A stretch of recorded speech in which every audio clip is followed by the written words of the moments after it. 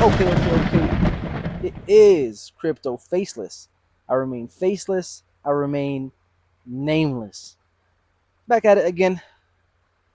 Another Zen video and TitanX video today. All right, kicking back at the pool. It was a sunny and nice day today. All of a sudden, it went dark and gloomy and cloudy. Looked like it's about to rain on me. But anyway, we'll make it a quick one. TitanX versus Zen crypto. Which one is better? If you're asking this question, you've already lost. You've already lost. I'll explain later on in this video, and I'll talk about the main differences between the two and give you the real difference towards the end. First off, let's start off with the wider market. I always try to make these videos as comprehensive as possible.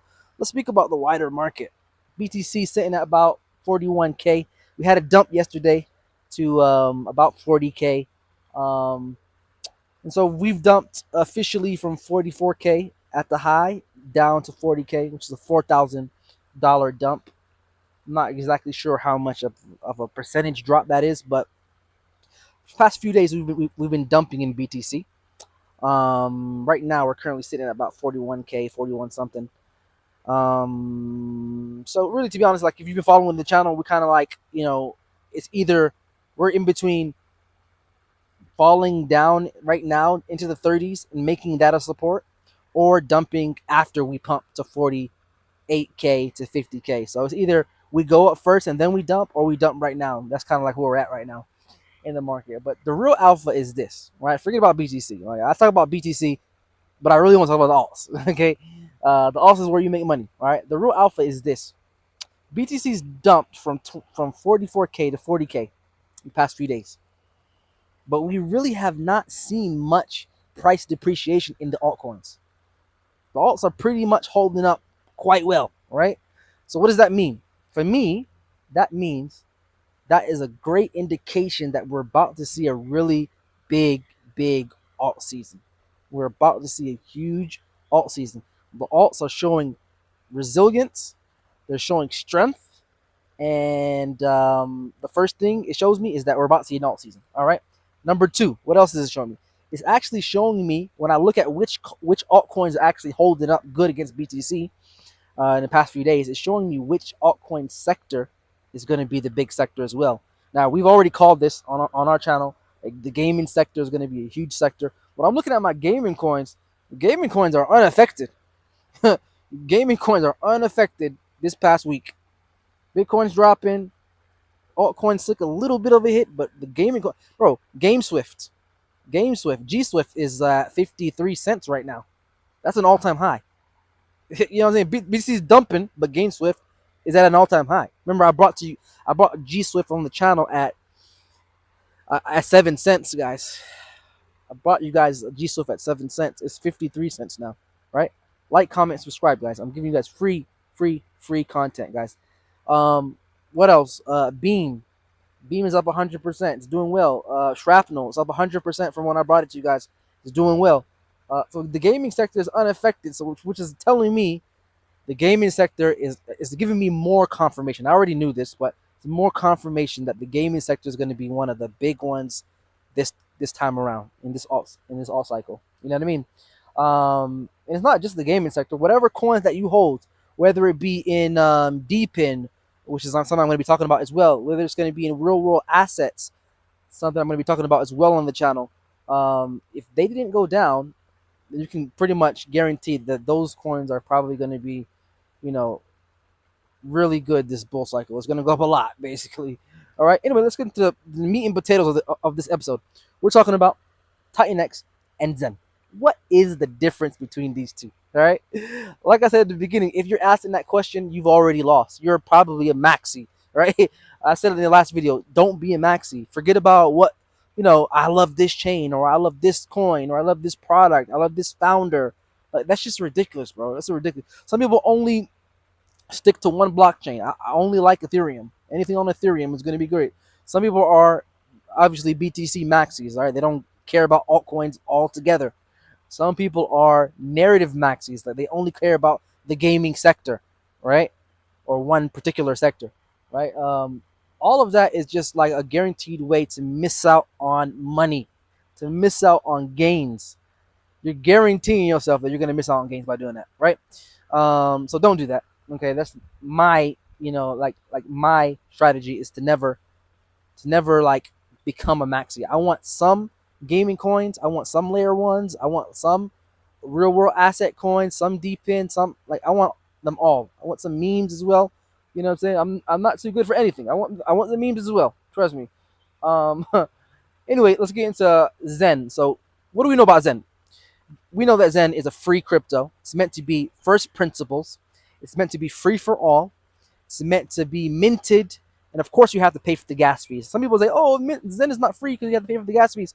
No, Zen is free. It's completely free. You have to pay gas fees on every single coin ever. Okay, on any coin, on any blockchain, you got to pay the gas fees. It's just how this works. Okay, um, but Zen is free. That's why hundreds and hundreds of thousands of people around the world have minted for Zen. Okay, they minted for Zen because Zen is free. Okay, that's only going to continue into the future. We're going to see millions and millions and millions and millions of people, maybe even a billion people someday, have minted for Zen. Okay, that's the whole idea. It's crypto for the masses. It has a staking element as well. You can stake your coins and get more of Zen as well. It has a buying and burning aspect, which is the burning for projects on Zen. So as more Zen projects come out, you burn Zen in order to get an allocation in that project.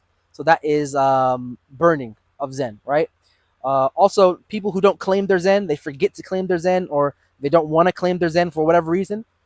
Eventually, that Zen gets after 7 days, it gets burnt, right? So it gets taken off the market. So there's burning as well in Zen, okay?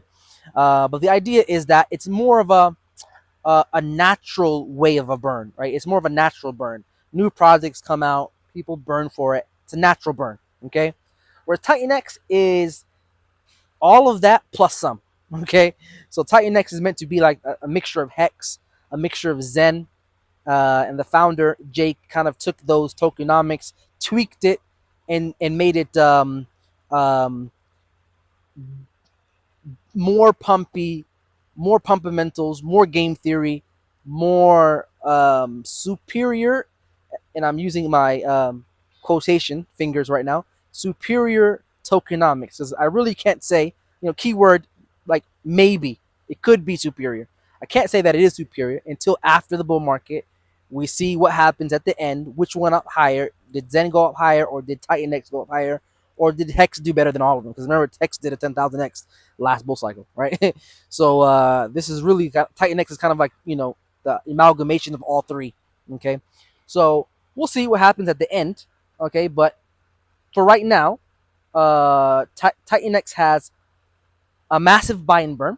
Okay, it's massive because it's more buy and burn based upon a small liquidity pool, which has max effect, right? So it's buy and burn with max effect, and it's more of an automatic artificial buy and burn. Okay, it's not the buy and burn that you have with Zen. So Zen's buy and burn is like projects come out, and then people burn for it to get an allocation in that project, and that's the burn, right?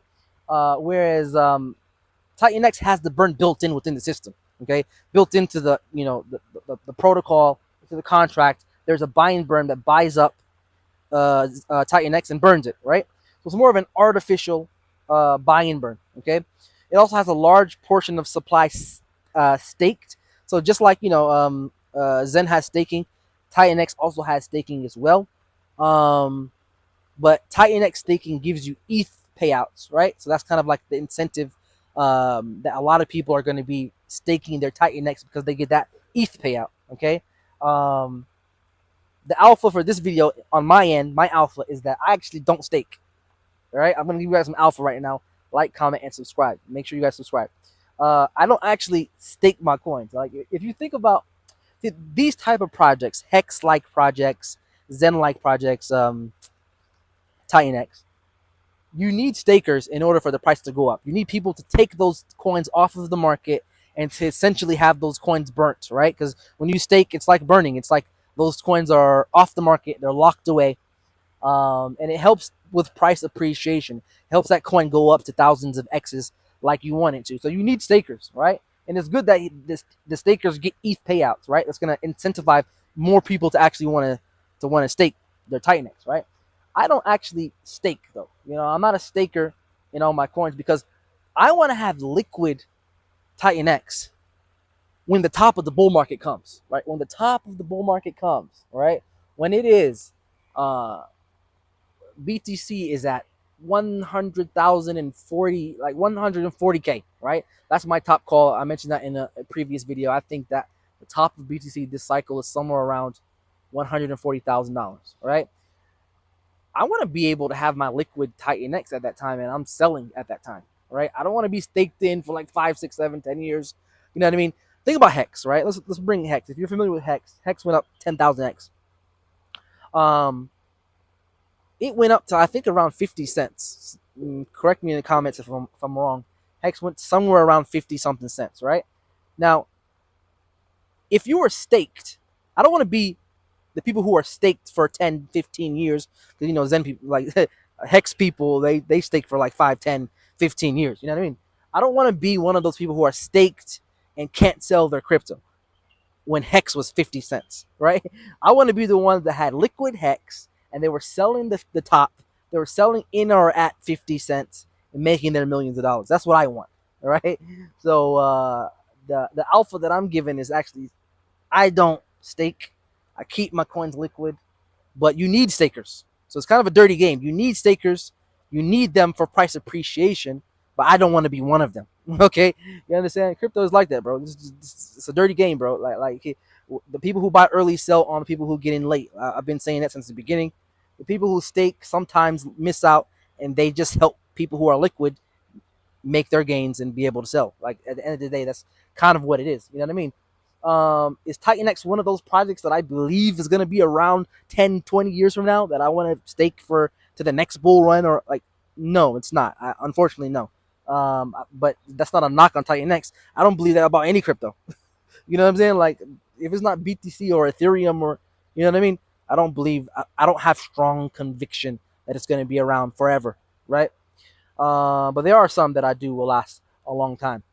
Now, what else? A large supply of TitanX is going to be burned, because just like TitanX, just like Zen, TitanX is kind of the same thing. Projects are going to be built on top of TitanX, and you can burn TitanX in order to get allocation in that project. Same concept as Zen, so there's no difference there. Same concept as Zen. So a lot of the TitanX is gonna be burnt from that angle as well. All right, so there's a lot of burning mechanism in TitanX. That's one thing that Jake did really well, was incorporating burning throughout the project. You know what I'm saying? Which is, of course, going to help with price appreciation. Okay, of course, it becomes harder and harder and more expensive to create over time. The longer you wait to get into TitanX, the less TitanX you will get. It's pretty much the same with Zen. Okay, but we have a big difference here with TitanX. The future supply, like future miners, they're actually burnable, right? Which I don't believe is the case with when it comes to Zen. So like your future unclaimed TitanX, you can burn that for a project that's coming out. Okay, which is bullish. I mean that's a good thing. So basically, what Jake has done here, and what Jack hasn't done here, okay, and they're both good things, but I believe the founders want two different things. Okay, what Jake has done here is he's made a coin that is extremely pumpy, extremely pumpamental. A lot of game theory, tokenomics are very aggressive when it comes to the pumpamentals, when it comes to the game theory. That's what Jake has done here. Okay, uh, is that a good thing or is that a bad thing? I think it's a good thing, but from another angle, depending on what's your intentions behind your coin and your project. From another angle, that could be a bad thing. So when it comes to Jack Levin, founder of Zen, when he made Zen, he wanted Zen to be the crypto for the masses. He wants Zen to be in everybody's wallets around the world, millions of people, eventually maybe billions of people, right?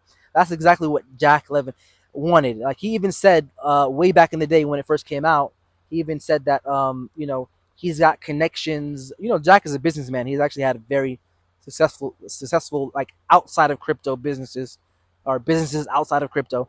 So he's got like big time connects, and he actually said that he wants or he can speak to like higher ups and Amazon and these Fortune 500 companies, the connects that he has in these industries about using Zen as payments, right?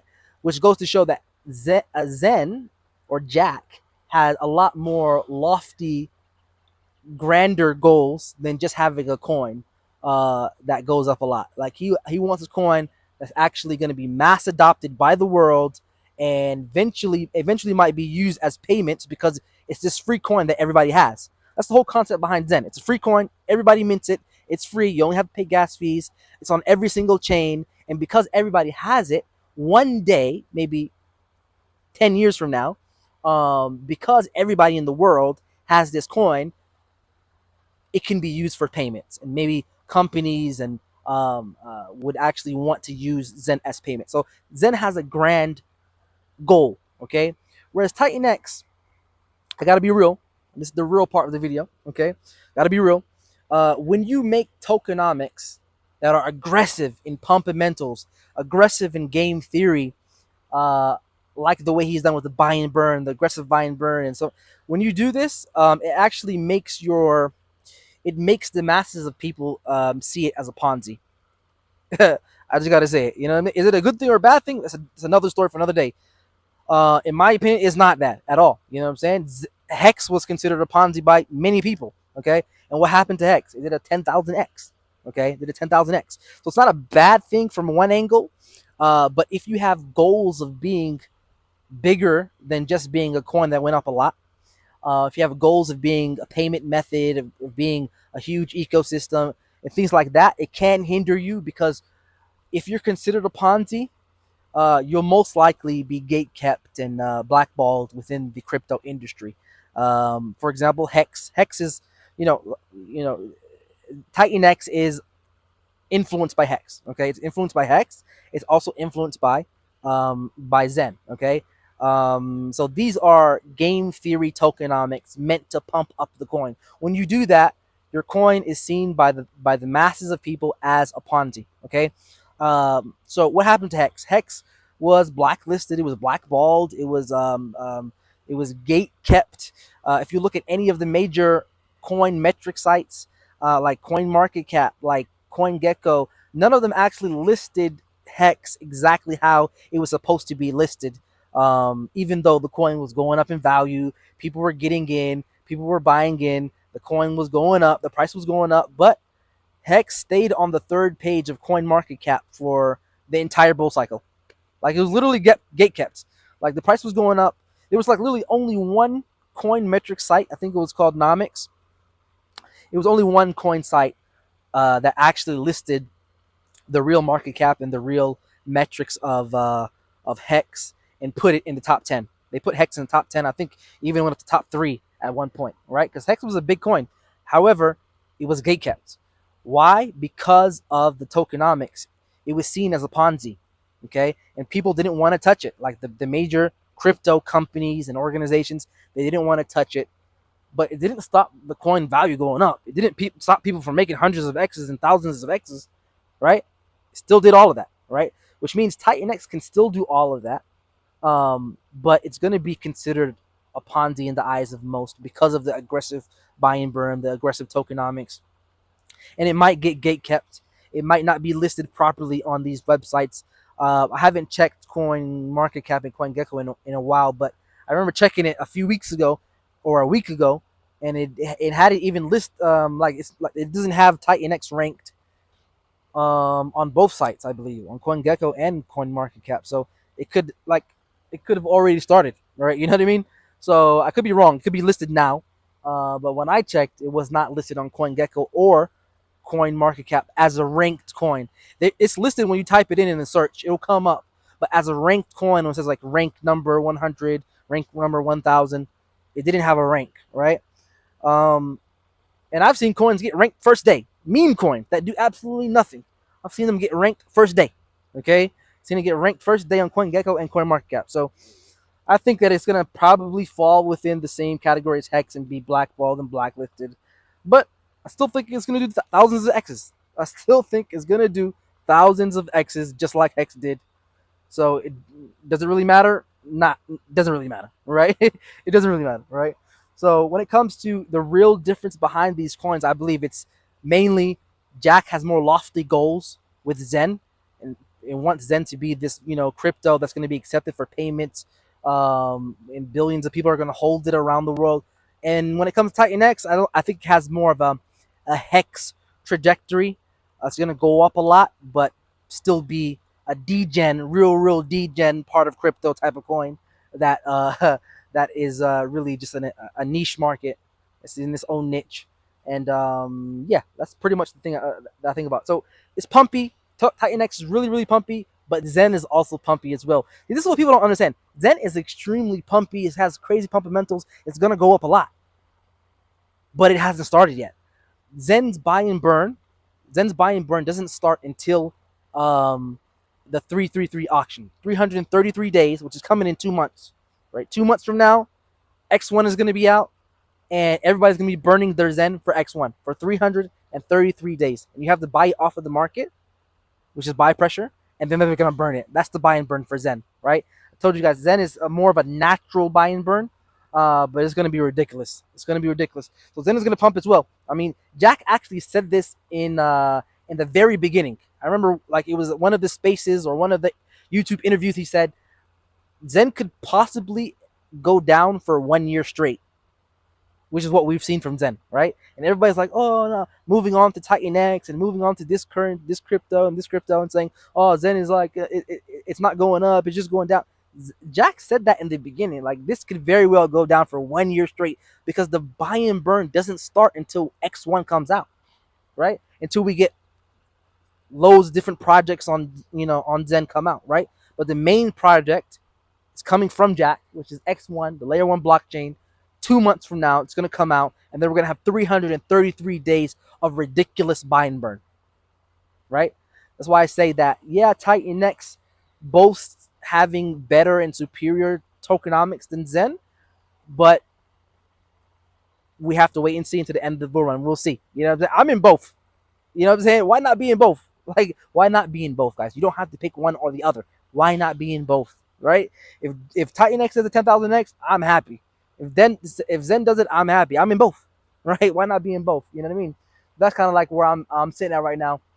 Anyway, it's crypto faceless. I remain faceless. I remain nameless. Like, comment, and subscribe, y'all. New channel. We need to get up to 100,000 subscribers ASAP, guys. I'm out.